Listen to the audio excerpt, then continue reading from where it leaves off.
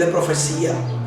¿De qué me sirve tener poder sobre los enfermos, sobre los muertos, sobre los endemoniados, libertar personas y que yo sea un cadáver vivo sin amor? Porque cuando tú no te mueres un cadáver que camina en la calle, no eres un cadáver muerto, eres un cadáver vivo caminando en la calle sin amor. O más claro, está muerto.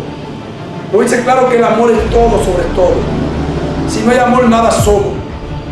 Si no tenemos el amor que la Biblia nos enseña, amor fraternal, junto a nuestros pueblos, junto a nuestros hermanos, de nada nos sirve ser buenos predicadores, de nada nos sirve hablar de grandeza del Señor, de nada nos sirve profetizar.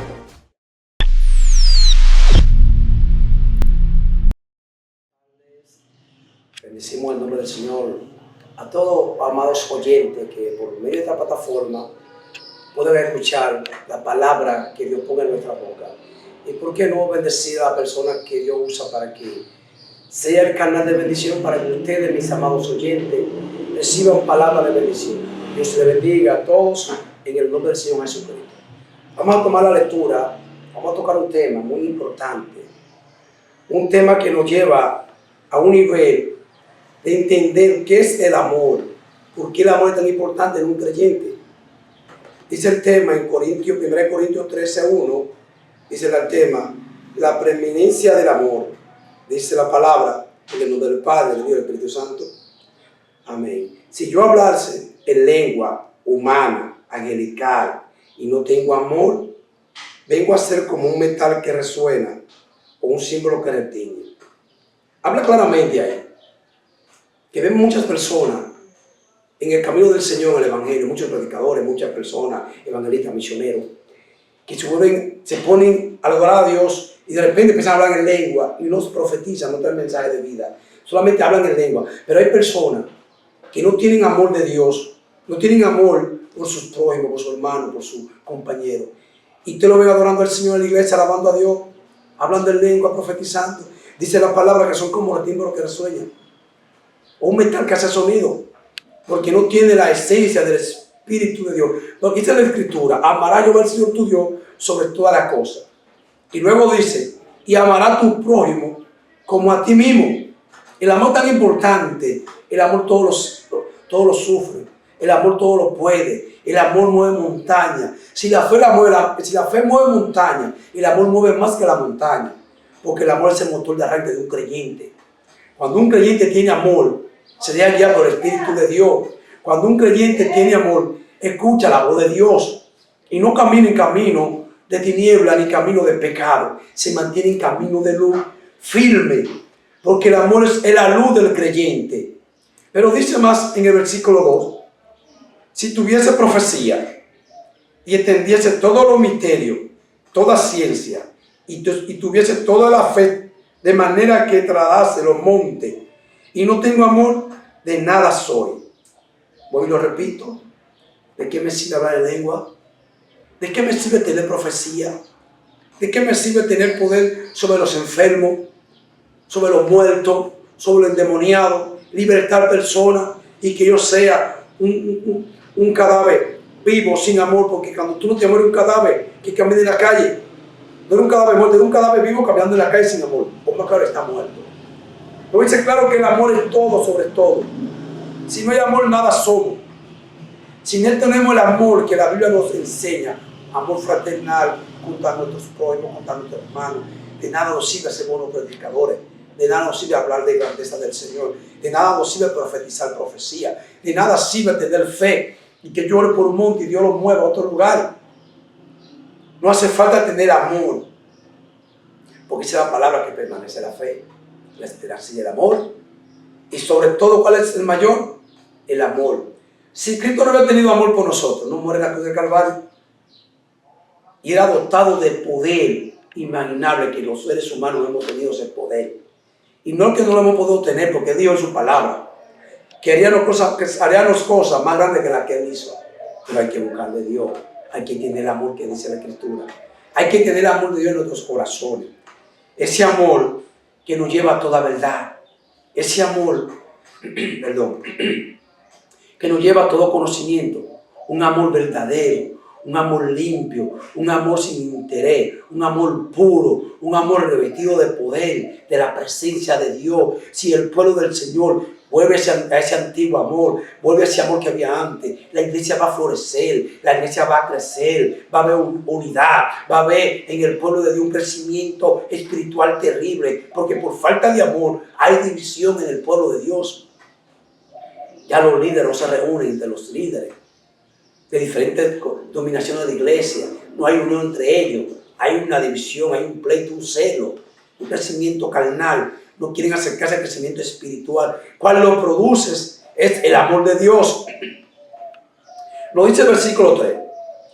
Y si repartiese todos mis bienes para dar de comer a los pobres y entregase mi cuerpo para ser quemado y no tengo amor, de nada me sirve. Estamos viendo que en estos últimos tiempos el amor en el pueblo de Dios se ha perdido.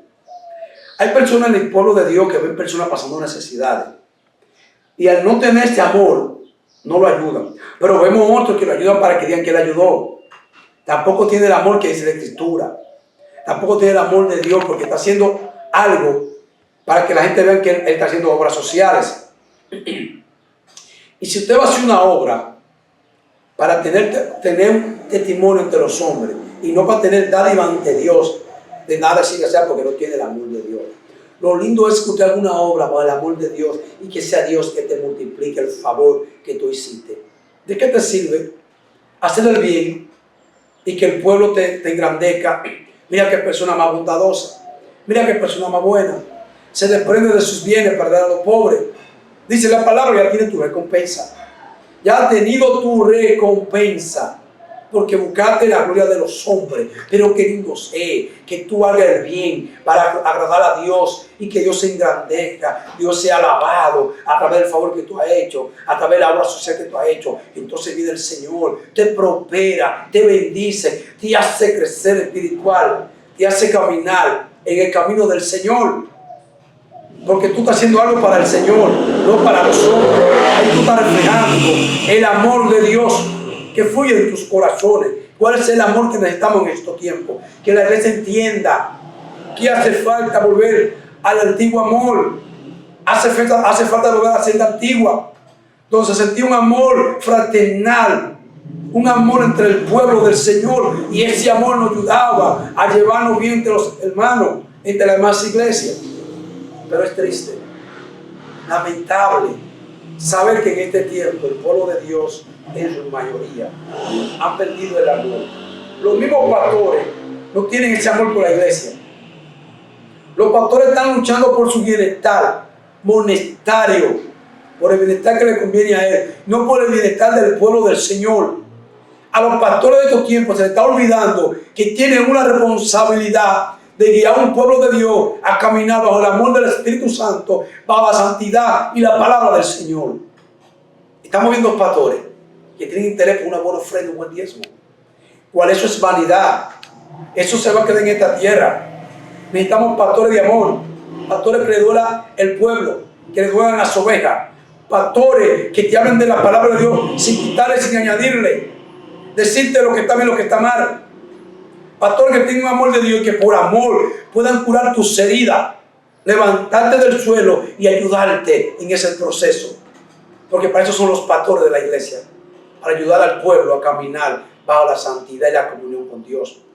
Dice la palabra que Dios llamó pastores para que pastore la iglesia, y le dijo al apóstol Pedro cuando le dijo: guía a mi pueblo, pero guíalo no como que es tuyo, guíalo con amor, guíalo con amor fraternal, con inteligencia, con sabiduría. No lo guíe con palabra de hombre, no guíe a la iglesia con palabra de hombre. ¿De qué le sirve tener un testimonio ante los hombres y no ante Dios? ¿De qué te sirve hablar tanta lengua? ¿De qué le sirve un predicador o un pastor o evangelista hablar lengua, profetizar, levantar los muertos, orar por los enfermos, que los enfermos se sanen, tener una fe genuina? ¿De qué le sirve? Y que fuera de esa predicación, cuando esté en la calle, lo ven como un hombre impío, como un hombre mundano, porque no tiene testimonio, porque su forma de actuar da a entender que no tiene un testimonio digno de un hombre de Dios. entonces él no tiene amor. No tiene amor. Dice el capítulo, el versículo 4. El amor es sufrido, el amor es benigno, el amor no tiene envidia, el amor no es ansioso, no se envanece, no hace nada indebido, no busca lo suyo, no se irrita, no guarda rencor. El amor. Wow, cuando hablamos de amor, el amor es como una flor. El amor es como esa rosa hermosa que usted puede cortar, pero tiene espina. Que cuando tú la agarras te vas a pullar.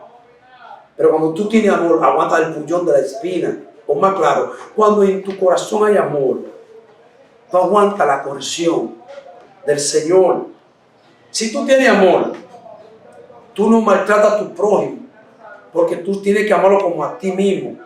Y nos enseña la palabra que lo amemos como a nosotros mismos. ¿Qué da a entender? Cuando tú amas a tus prójimos, tú no lo traicionas. Tú no te levantas contra él, tú no lo criticas, tú no lo murmuras. Cuando tú tienes amor, tú no haces las cosas malas, porque lo estás haciendo tú, pero te lo haces a ti mismo. Al contrario, con amor, tú cuidas al prójimo como a ti mismo y lo guardas, lo tratas con amor, lo tratas con cariño, lo levantas, lo ayudas, le tiende las manos. Si tiene hambre, le quita el hambre. Si tiene una sed, le quita la sed. Eso es el amor. Reflejarlo en el bien, sin esperar nada a cambio. El amor todo lo puede. El amor no se irrita. El amor no se envanece. El amor no se engrandece. El amor es la flor que embellece tu vida en tu corazón. El amor es en jardín. Es como la flor que está en tu jardín. Es como el agua que riega tu jardín. Ese es el amor. Cuando está en tu corazón, tú eres el jardín. Y Dios es cuidador de ese jardín. Por eso Dios lo hace con amor. Por eso Cristo murió en la cruz del Calvario con amor. Lo demostró cuando fue crucificado. Y dijo, Padre, perdónale, porque no saben lo que hace. No buscó juicio contra esa persona, no lo perdonó. Y aún así volvió, resucitó y estuvo con los apóstoles 40 días hablándole la grandeza y lo envió a predicar el evangelio para que nosotros hoy alcancemos esa misericordia que fue por amor. Dice la palabra que Dios amó al mundo y que envió a su Hijo amado para que muriera por nuestros pecados y nos librara de la perdición de este mundo. Dice el versículo 5, no se goza de la injusticia, más se goza de la verdad. Vemos en estos tiempos un cierto de personas, y es lamentable decirlo, que dentro del pueblo de Dios hay personas así que se gozan de la injusticia entre la iglesia, que se gozan del daño ajeno, que se gozan del cristiano que se recarría, que cae. Para ellos es una felicidad ver caer a un creyente y no levantarlo. Para ellos es una felicidad ver un creyente pasando un proceso ante el pueblo. Ellos se sienten felices por ver a aquel sufriendo, sabiendo que está pasando un proceso. A esa persona no tienen ese amor, porque si tuviera amor, se acercara al hermano, varón, dime cómo te está yendo, qué sucede, ven, vamos a orar, vamos a pedir a Dios por tu proceso, para que Dios te levante. Si se descarrió, caerle hasta esa guayita, ven, vuelve al evangelio, vuelve a la casa de Dios. Tú eres parte del pueblo de Dios, tú eres parte de ese pueblo que va para el cielo, de ese pueblo que fue llamado para salvar. Tú eres parte de esa persona que porta la presencia de Dios. Tú eres uno de los portadores de la presencia de Cristo en tu vida. Hace falta, no te vayas, ven, vuelve. Pero no tenemos. Una de las cosas, mi hermano, de la falta del amor hoy en este tiempo, y es que muchas veces, según hay personas, entienden que Dios les revela cuando algún hermano ha de cometer algún error o a caer en pecado. Y después que esa persona cae en pecado, se deja seducir por su concupiscencia, después dicen que yo lo sabía, pero si el Señor te lo mostró a ti, es para Él darte a entender que tú tienes que llamar a ese hermano, meterte el propósito, vamos a la iglesia, vamos a meternos 7 días en propósito, en ayuno y silicio, para que Dios te ayude a que tú no caigas en esa prueba, o que no hagas en ese acto pecaminoso. Y el amor hoy en día se ha ido tanto en el pueblo de Dios, que como dice usted, hay personas que se alegran en el ver las aflicciones del otro, del justo, o cuando alguien cae, o cuando ve. Hay personas, varón, que yo decía en la iglesia, que hay matrimonios que están destruidos a causa de los mismos cristianos.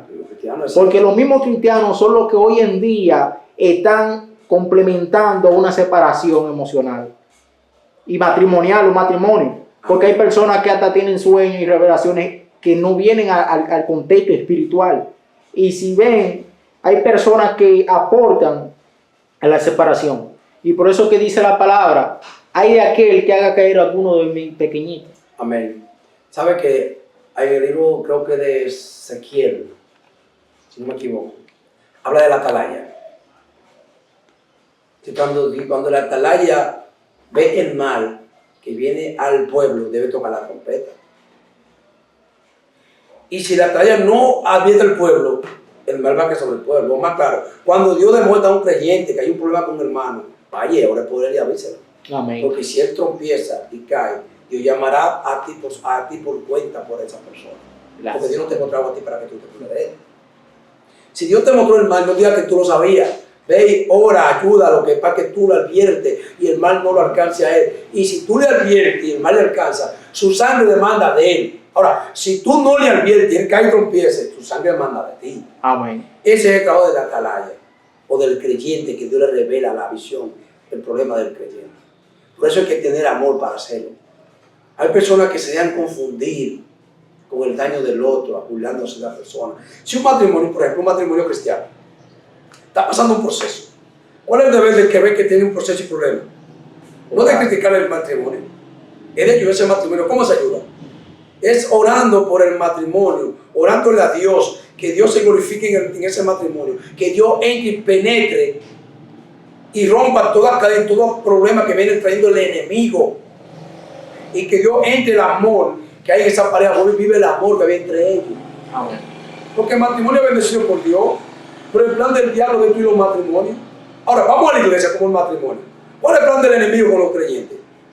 Que no participen en la boda de Cordero. Amén. Es destruir la iglesia como destruir un matrimonio. El diablo se siente feliz destruyendo un creyente. ¿Y qué es lo primero que el diablo le quita al creyente? Es el amor que tú sientes por la congregación, de congregarte, adorar al Señor. Porque todo creyente siente un amor por ir a la congregación. Siente un deseo de adorar a Dios por ese amor que Dios pone para que tú te congregues. Por eso que dice el escritor de los Hebreos, no dejar de congregar como muchos tienen por costumbre, más ahora que se acerca la venida del Señor, más que está cerca la venida del Señor. En estos tiempos que la iglesia no está congregando, si tú buscas la iglesia de los años 90, antes del 2000, la iglesia hacía culto los 7 días de la semana, culto glorioso, culto de poder, culto de oración, que Dios se movía, que Dios rompía cadenas, que Dios hacía sentir. Pero vemos a la iglesia en estos tiempos que nada más culto 3 veces a la semana, 4 veces. Lunes no, martes sí, miércoles no, jueves sí, viernes no, sábado sí, domingo ya porque es domingo. Pero Dios mío, ¿qué hacen el lunes en su casa? ¿Qué hacen el miércoles en su casa? ¿Qué hacen hoy en su casa? O el viernes.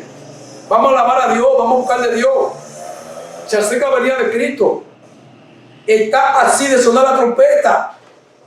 Y la iglesia que está saltándose en su casa, comiendo comida de pecado, comida clasificada a los ídolos, como dice la Escritura. No están adorando al Señor. Están cogiendo las redes sociales para estar metidos haciendo disparate. Vamos a meternos en las redes sociales a llevar mensaje de vida, palabras de aliento, oraciones por el pueblo. Si tenemos una página en YouTube, en Facebook, en las aplicaciones que sean necesarias, lleva un mensaje de vida. No estoy congregante hoy, pero estoy en mi casa. Déjame coger un grupo por el WhatsApp. Vamos a orar por la iglesia, vamos a orar por el pueblo, vamos a orar por el República Dominicana, por el mundo, por lo que está pasando en el mundo. Pero no es así. Nos metemos a ver fotos en Facebook, a buscar en YouTube un video que nos guste, en TikTok, nos metemos en Messi a hablar con los compañeros, palabras ociosas, palabras sin sentido. En vez de debatir la Biblia, vamos a poner un tema. Por ejemplo, al tema del amor, lo ponemos en una plataforma, en las redes sociales, en WhatsApp, un grupo de WhatsApp, debatimos ese tema. Y cada quien va a aportar algo. Y yo estoy seguro que eso va a avivar la llama del amor del Espíritu en tu vida. Que ese amor que Dios puso en ti que está frío, se va a aprender. Porque el Espíritu de Dios te va a poner palabras. Y los que están de aquel lado escuchándote por la plataforma van a opinar, van a hablar de ese amor. Y van a tener deseo del otro día hacerlo de nuevo. Ya no se van a quedar en la casa sentados. Van a debatir un tema por las redes sociales. Y si comienzan con 8, va a tener 10 probablemente personas debatiendo el tema. Entonces no estás perdiendo tu tiempo. Lo que pasa es que el enemigo quiere cegar tus ojos espirituales, que lo ha hecho, para que tú no entiendas que el tiempo está cerca de la venida de Cristo. Recuérdense, pueblo del Señor, que el enemigo estaba en el cielo. Él vio lo que hay allá. Él sabe que hay una calle de oro y un mar de cristal. Él sabe que hay una nueva Jerusalén. De perlas preciosas son los muros de la nueva Jerusalén. Él vio todo lo que hay allá, él vio el paraíso. Él vio el trono de Dios porque él iba al trono del Señor. Y el plan del diablo es que tú no entres a ese lugar, que tú te quedes con el infierno. Que tú pierdes esa salvación tan hermosa que Dios nos dio gratuitamente. Una salvación a través de la sangre de Cristo. Nos la regaló el Señor gratis. No tenemos que parar simplemente que acercarnos a Dios y abrir nuestros brazos y decirle, Señor, estamos aquí. Ayúdanos, perdónanos, límpianos. Si te hemos ofendido, Señor, perdónanos. Pero estamos jugando con nuestra salvación. Dice el versículo 8. El amor nunca deja de ser, pero la profecía se acabará. Cesará la lengua, la ciencia acabará. Porque en parte conocemos, en parte profetizamos, más cuando venga lo perfecto, entonces lo que es parte se acabará. Cuando yo era niño, hablaba como un niño, pensaba como un niño, jugaba como un niño, más cuando ya fui hombre, dejé lo que era de niño. Ahora vemos por espejo, oscuramente, más entonces veremos cara a cara. Ahora conocemos en parte, pero entonces conoceremos cómo fuimos conocidos. Escúchame bien, pueblo del Señor. Habla claramente que el amor permanece fiel. Por el amor alcanzamos la misericordia. Por el amor alcanzamos la salvación. Por amor somos amonestados por el Señor. Y por amor estamos vivos en esta tierra. La profecía va a dejar de ser. La lengua va a escasear. Los dones del Espíritu van a dejar de ser. Escucha bien, pueblo. Aquel que oraba por enfermos va a dejar de orar por enfermos. Aquel que hablaba lengua y profetizaba ya no habla lengua para profetizar. ¿Por qué está pasando eso? Porque el pueblo está dejando lo que quiere buscar bajo la opción del Espíritu, porque para tú hablar lengua tienes que ayunar y orar. Y tener un amor fraternal. ¿Qué sucede con el amor y los dones que se dividen? Porque el hombre, después que Dios le da los dones, se olvida del amor. Se cree que ya es Dios, que ya no necesita a Dios. Y Dios entra que tiene amor. Por eso es que dice que cuando éramos niños, estábamos como niños, caminamos como niños, y cuando somos hombres, caminamos como hombres, actuamos como hombres, pero tenemos un espejo que nos vemos en los niños como eran nosotros. Vemos la inocencia de los niños. Tenemos que volver a ser como niños. Amén. Los niños tú los reprendes y vuelven a ti con amor, vuelven a ti buscando tu lado. Pero el hombre no, el hombre guarda rencor. Por eso tenemos que mirarnos en el espejo de cómo éramos antes y cómo somos ahora. Hábleme de la niñez espiritual, porque Pablo habla ahí que cuando nosotros, antes de venir al camino, éramos como niños, pensábamos como niños, pero ahora estamos en los caminos de Dios, donde Dios es una transformación en nuestras vidas y que ya nosotros pensamos con mente diferente. Y es que la inmadurez espiritual es un rasgo muy esencial para nosotros identificar cuando una persona está siendo capacitada y transformada por el Espíritu Santo. Mira, te voy a hablar de un tema, te voy a tocar una parte con la niñez espiritual, como el libro de Mateo 25, que habla de la 10 vírgenes, 5 prudentes, 5 insensatas. Pero ¿qué sucede? La niñez espiritual que habla el apóstol Pablo, que da a entender es buscar como tú vives el Evangelio. Cuando tú vives el Evangelio, tú eres un niño espiritual. Te damos instrucciones de la escritura. Tú aprendes lo espiritual, pero tú eres un amor. Tú escuchas la palabra. Sucede cuando ya eres adulto espiritual, tú quieres caminar según tu voluntad porque te crees superior.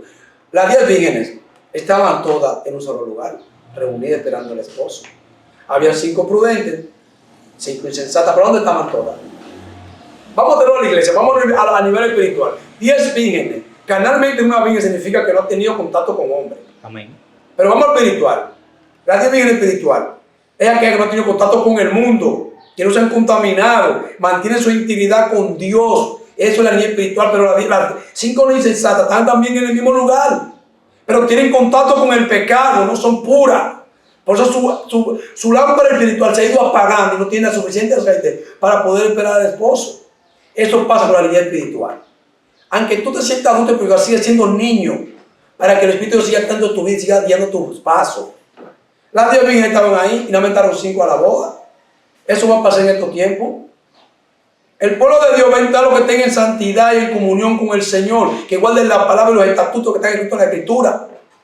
Porque no creas porque tú predicas lindo, que tú hables lengua, que tú dances, que tú brincas, tú ores por enfermo, ores por demoniado, por muerte. Tú no vas a entrar en los cielos, eso no te garantiza la salvación.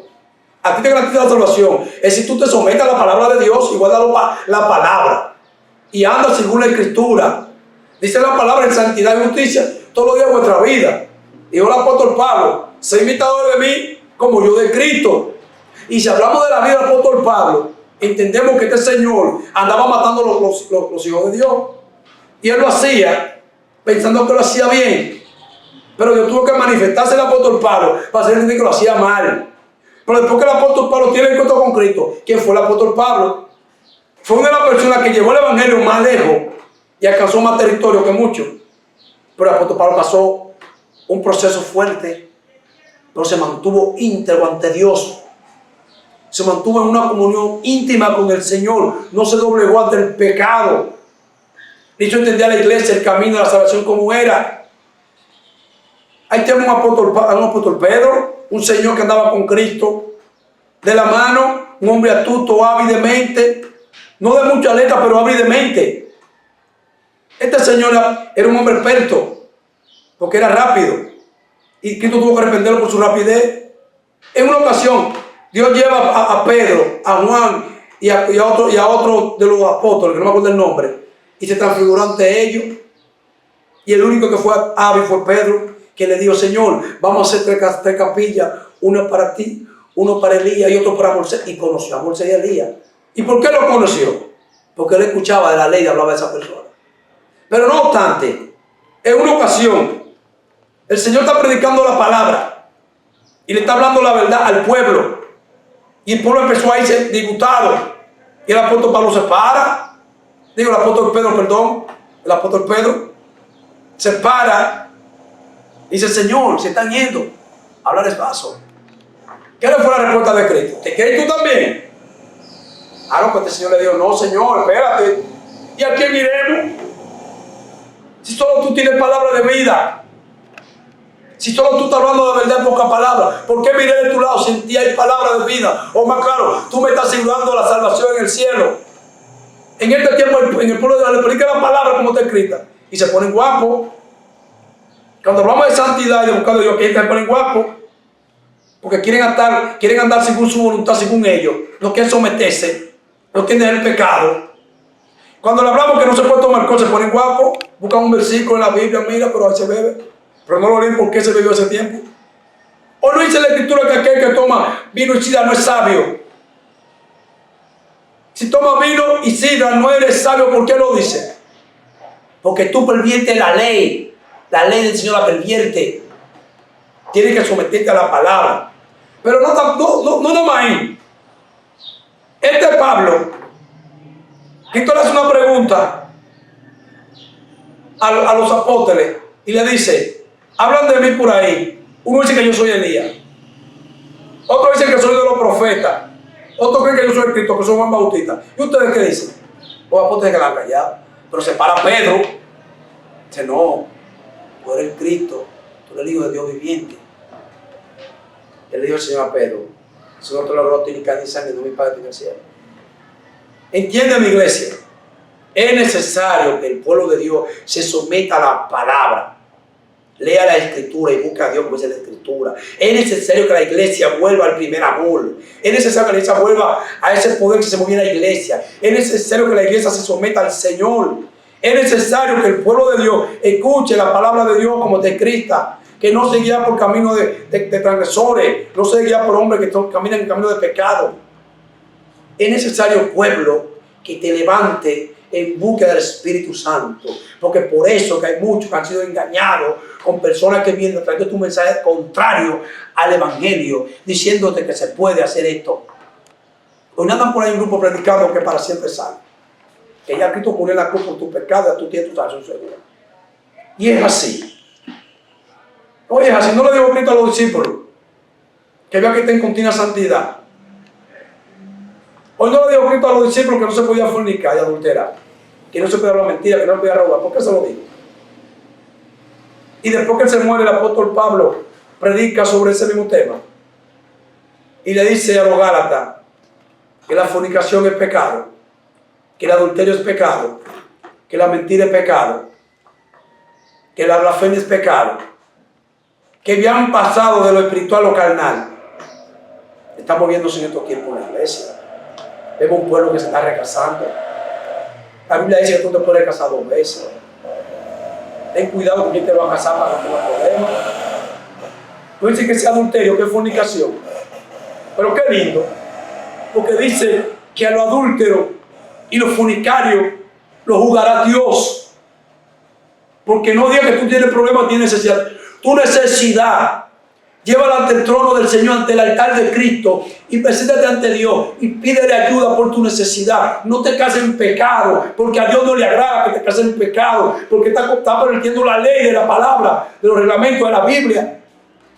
Amén. Entonces, una cosa, mi hermano, que una de las cosas que yo he aprendido en los caminos del Señor, y según el Espíritu Santo me ha ayudado, que cuando uno está buscando pareja, tanto para el noviazgo, tanto para el matrimonio, hay que entender algo, que nosotros venimos de diferentes familias, con diferente educación, con diferentes costumbres, y que uno piensa que cuando uno se casa uno va a ir en cloche, sin tú saber de dónde viene esa persona en sí. Porque como dice que no, que tú tienes que conocerla bien, y eso es inédito, porque uno nunca llega a conocer a la persona en su totalidad. Pero hay educación que te dieron a ti, que es contraria a la que me dieron a mí. Amén. Y esa es una de las cosas que hay que poner en la mesa del diálogo. Y entender que cuando uno se casa, va a haber comportamiento y actitudes, que eso es transformación en el camino y en la trayectoria. Porque como le digo, la educación es un punto clave. Mira, yo en mi vida que estuve descarriado me uní a una persona, yo tengo 2 hijos.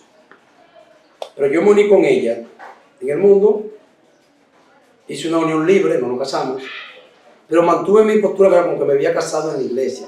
Mi propósito era casarme con ella en la iglesia, porque yo un tanto de cárcel iba a la iglesia. Y gracias a Dios la llevaba a la iglesia. Ella era católica, diferente a mi costumbre, refugiado en un hogar cristiano. Un yugo casi desigual, pero entonces su abuela, que era católica, ay, padre, le decía a ella, te casaste con un convertido, no sé lo que tú vas a hacer. Pero estando yo descarriado, usé la inteligencia para ganarme a la abuela. Amén. Porque ella es católica, tiene una guerra. Y ya yo le hice una casa en el patio de su familia. No le hice en mi casa, no en el patio de su familia. Porque yo entendía que en un futuro posiblemente ella no dejara. Entonces yo hice así, le hice su casa. Pero yo llevé esa mujer, yo mantuve esa mujer, la traté como que yo era cristiano, con todo el respeto que me habla la escritura, porque le hablaba la Biblia. ¿Cómo me gané la bola de ella?